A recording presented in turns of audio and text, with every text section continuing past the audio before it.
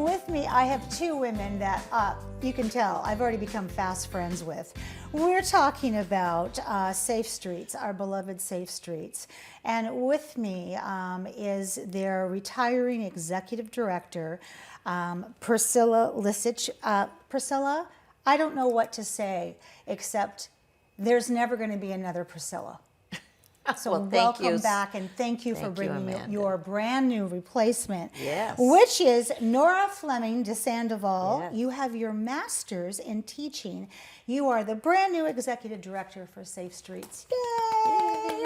Thank you. If we had a little applause meter, it would go off like right now, like it does on David Letterman.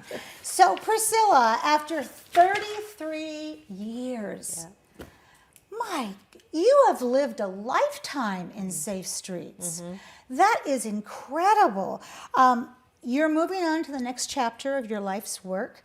You have made such a huge difference in our community just by being that face for 33 years. Why do you think Safe Streets has been so successful? Because the community really cares in Tacoma.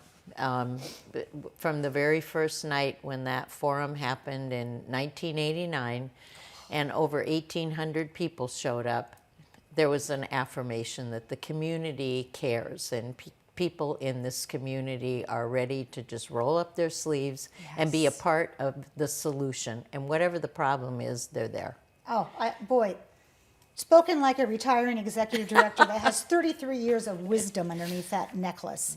So let's talk about this person who's sitting next to you. Yes. How do you describe this person? How did you find her?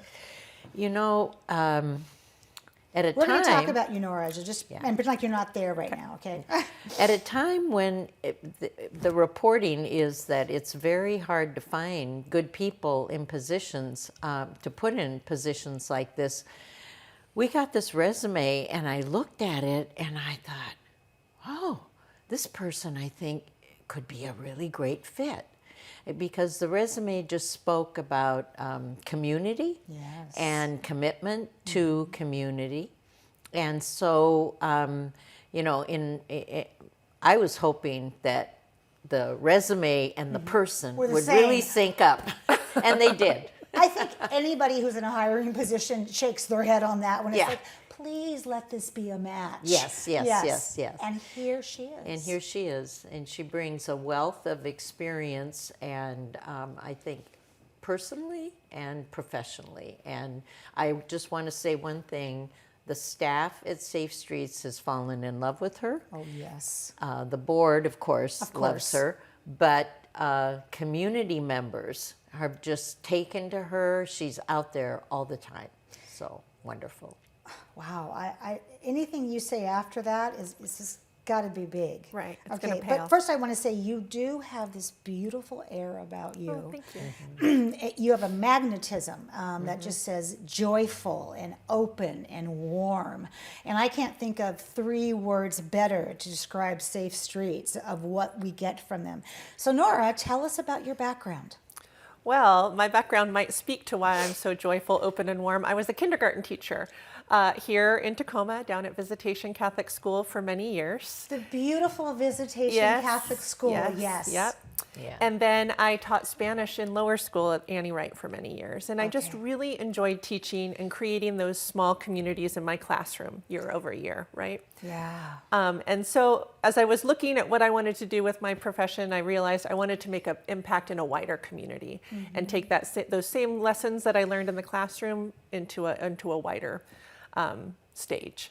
And so I started out at Girl Scouts and continued forward from there and landed at Safe Streets. Oh, how lucky are we? We are lucky. I didn't know anything about your background before I asked that question, and I was praying that you were homegrown, and you are. Yes, born and raised. I was like, please don't tell me that you flew in from someplace on the East Coast, which I'm sure we could have that, but what you just said, of course you're the perfect person for this. I love that.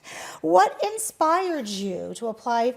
I mean, you were at Girl Scouts, bigger organization than Annie Wright, but this is huge. What inspired you to do this? Well, 1989, I was still in high school, but Yes. I remember those, and I was at Curtis.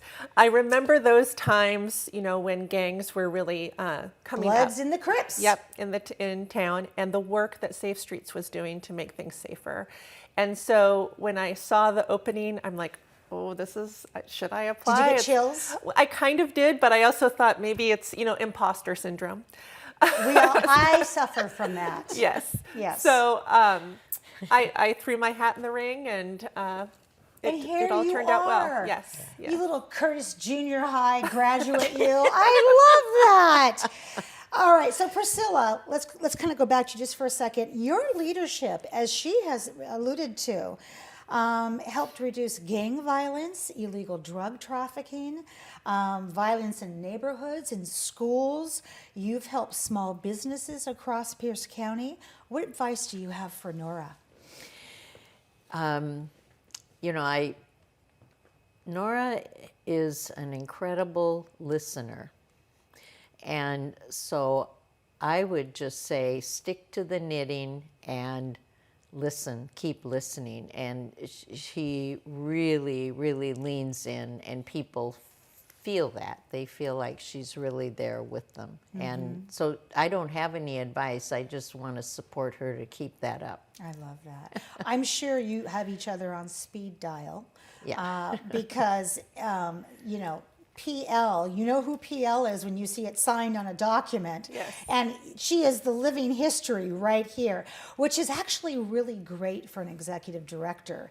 You are very fortunate to have the former ones still in our city that you can say, during the pandemic, how did you make this work? Or something like that. Yeah. Mm-hmm. Nora, Safe Streets is hosting a community conference, and this happens once a year on November 12th. Tell us about this event. Who will be your keynote speaker, and why should we attend? We are so excited about this community conference now that we can all be back in Yes! person again. And so we have invited Akila Sherrills, who is the co-founder of the community-based collective for public safety. Okay. And he is going to really speak to safety in our community and how he has leveraged the power of community and the work that communities can do in order to make real change. So we're excited to hear from him, but we're even more excited to hear from our folks in Tacoma and Pierce County. We've conducted some listening sessions out in the community the past couple of months. We've gone into many different communities and asked for their opinions on how they feel safe, what makes them feel unsafe, and we're aggregating all of that data and sharing it out. And then really what the important piece of the conference is we're asking everyone who's attending to come up with some action plans on what can Safe Streets do to support their growth and strengthening in community safety, and what can they do in their own neighborhoods and communities to do the same. I cannot think of a time since I moved here in 1994 that the word safe has been on our lips more than right now. Right.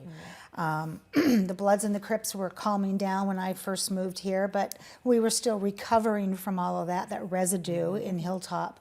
But now, as we know and we read in the News Tribune, we're we're down police officers. Crime is on the uprise. We see pictures of pumpkins being destroyed and vandalized, and people not feeling safe in their neighborhood. Is this a conference you want them to attend?